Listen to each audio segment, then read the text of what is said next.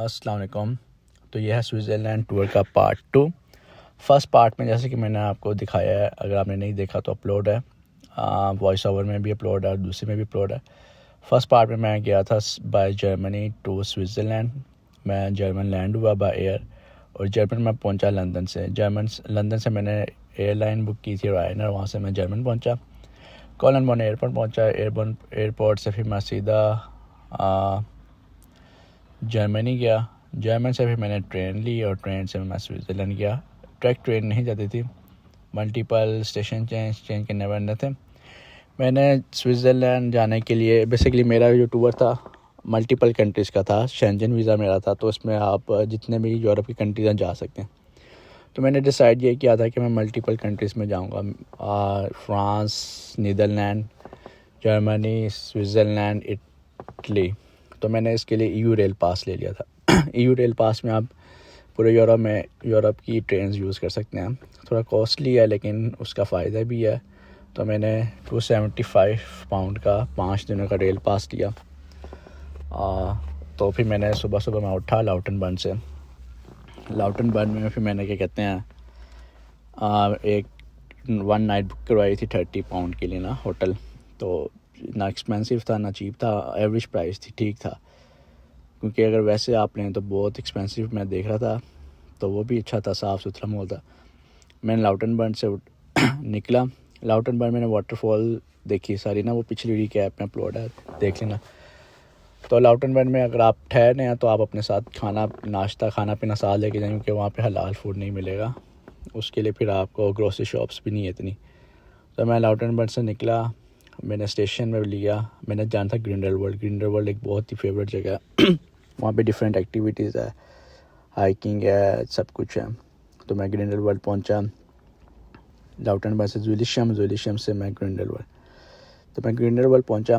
मेरा तो first plan था कि जस्ट सिटी एक्सप्लोर करना, मतलब टाउन विलेज है एक्सप्लोर करना। जब मैंने देखा, मैंने कहा यहाँ पे तो एक केबल कार है जो ऊपर जाती है, जो एक्टिविटीज़ हैं वो मेन ऊपर है। तो फिर दोबारा कभी मौका मिले या ना मिले, फिर मैंने वो फर्स्ट केबल कार एक होती है वो बुक करवाई। केबल कार की प्राइस है एक्चुअली स्विट्ज़रलैंड में यह है कि वहाँ की करेंसी अपनी है इनकी। पूरे यूरोप में यूरो है, लेकिन स्विट्ज़रलैंड की स्विस फ्रैंक है।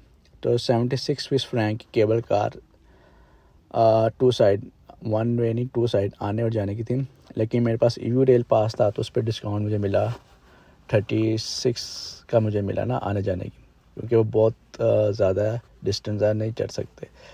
जा सकते हैं एक साइड पे, आ सकते हैं, लेकिन वापस फिर आना मुश्किल हो जाएगा। इसलिए बेहतर है कि बंदा वही ले ले। तो मैंने लिफ्ट ली। लिफ्ट में बहुत ही खूबसूरत मुझे व्यू नज़र आए। वहाँ पे पैराग्लाइडिंग हो रही थी और केबल कार थी, स्मूथ चल रही थी। आपको पूरे स्विट्ज़रलैंड का ग्लेशियर्स नज़र आ रहे थे और दरख्तों से गुजर एक बहुत ही पुरसुकून माहौल था। हवा लग रही थी, आज ठंडी ठंडी हवा लग रही थी और हल्की हल्की धूप भी थी, तो सुकून मिल रहा था। तो केबल कार काफ़ी मतलब कि टाइम टेकिंग थी, छोटा डिस्टेंस नहीं था। एटलीस्ट 20-30 मिनट्स मुझे लग गए थे। और केबल कार स्टॉप नहीं होती, जैसे पाकिस्तान में भी है, चलती रहती है। तो लेकिन मुझे केबल कार से ये कि मुझे प्यारे प्यारे नीचे लेक्स नज़र आई, आबशार नज़र आई और डिफरेंट नज़र आई ना। तो केबल कार में आप ऊपर जा सकते हैं, आ भी सकते हैं, और इसके लिए आपको प्री बुकिंग की ज़रूरत नहीं, आप एट द स्पॉट जाएँ। लेकिन कुछ एक्टिविटीज़ हैं जैसे पैराग्लाइडिंग है और भी 3-4 हैं, जिसके लिए आपको प्री बुकिंग मीन कि आपको ऑनलाइन पहले बुकिंग करनी पड़ेगी, नहीं तो मिलेगी नहीं। तो मैं पहुंचा। और बीच में जब आप केबल कार में जा रहे होते हैं तो डिफरेंट स्टेशन आते हैं, 2-3 स्टेशन आते हैं, मीन आप वहाँ पे उतर सकते हैं। वहाँ से उतर के आप फिर ऊपर चले जाएँ, इस तरह कुछ कर सकते हैं। तो बीच में डिफरेंट स्टेशन आए, लेकिन मैंने सबसे ऊपर आखिरी स्टेशन में जाना था, लास्ट स्टॉप पे। वहाँ पे फर्स्ट क्लिफ वॉक है। फर्स्ट क्लिफ वॉक एक हाई पॉइंट है, ये जो है ये पूरे यूरोप का यहाँ पे सबसे टॉप यूरोप का रेस्टोरेंट है। तो यहाँ मैं उतर गया।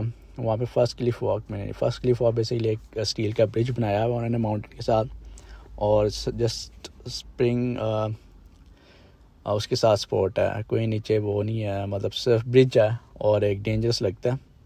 जैसे मैं ऊपर पहुँचा, ग्लेशियर्स था, बर्फ़ बनी हुई था, ताकि जून का महीना था, ग्लेशियर्स था, बर्फ़ थी और क्लाउडी था वेदर ना सारा। जब मैं पहुंचा तो क्लाउडी था, लेकिन बाद में आहिस्ता आहिस्ता जाके कहते हैं थोड़ा बेहतर हो गया, क्लियर हो गया। मैंने सोचा अब क्यों ना फर्स्ट ब्रिज पे वॉक की जाए। ब्रिज पे वॉक करने के लिए फिर मैं ब्रिज के पास पहुंच गया और वहाँ पे काफ़ी टूरिस्ट आए हुए थे, यूरोपियन भी थे, मोस्टली आए हुए थे, ये कहते हैं फ़िलिपीन, इंडोनेशिया। तो जिस टाइम मैं फर्स्ट क्लिफ वॉक पे गया, शुक्र है कि धूप आ गई हुई थी, व्यू मुझे नज़र आ रहा। तो ये आप देख सकते हैं, ये ब्रिज है, स्टील का ब्रिज है और बिल्कुल माउंटेन के साथ नीचे कोई फुल गहराई है। बस ये अल्लाह तवक्कल ही है कि बस इसमें आप बैठे हैं। तो मैंने फिर ये ब्रिज पे जरा स्टील का था और कुछ लोग तो डर डर के चल रहे थे, लेकिन मैं कॉन्फिडेंट था क्योंकि मैं इस तरह की जगहों में पहले भी, पाकिस्तान में भी ऐसी मतलब हाइकिंग वगैरह मुझे शौक़ है। मुझे ग्रीन प्लेसेस पसंद है, माउंटेन एरिया में पसंद है। अगर मुझे रहने का मौका मिलेगा भी तो मैं इन जगह पर प्रेफर करूँगा। सिटीज़ वगैरह मुझे नहीं अच्छे लगते हैं।